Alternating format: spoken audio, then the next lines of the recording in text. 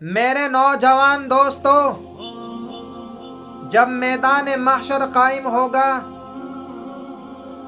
تو اللہ پاک فرمائیں گے، کہاں ہیں وہ لوگ جو دنیا کے اندر اکڑ اکڑ کر چلا کرتے تھے؟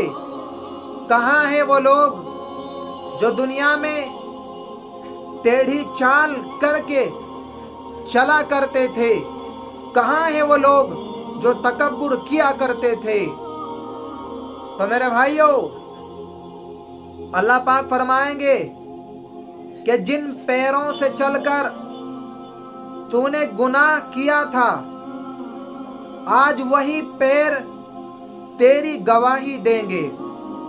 آج ہم، اللہ پاک فرما رہے ہیں کہ آج ہم ان کے منہوں پر مہر لگا دیں گے، اور جو کچھ یہ کرتے رہے دنیا کے اندر، ان کے ہاتھ آج اس کی گواہی دے گے۔ اور اگر ہم چاہیں تو ان کی آنکھوں کو مٹا کر اندھا کر دے، پھر اگر یہ رستے کو دوڑے تو کہاں سے دیکھ سکے گے؟ اللہ پاک فرما رہے کہ اگر ہم چاہیں تو ان کی جگہ پر ان کی صورتیں بدل دے، پھر وہ وہاں سے نہ آگے جا سکے نہ پیچھے لوٹ سکے۔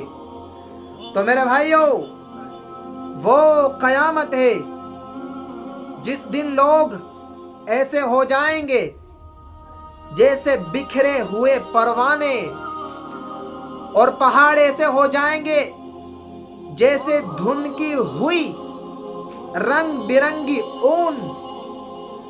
اب جس کے اعمال کے وزن بھاری نکلیں گے، وہ بندہ دل پسند عیش میں ہوگا اور خوش ہوگا، اور جس کے اعمال کے وزن ہلکے نکلیں گے، اس کا ٹھکانہ ہاویہ ہے۔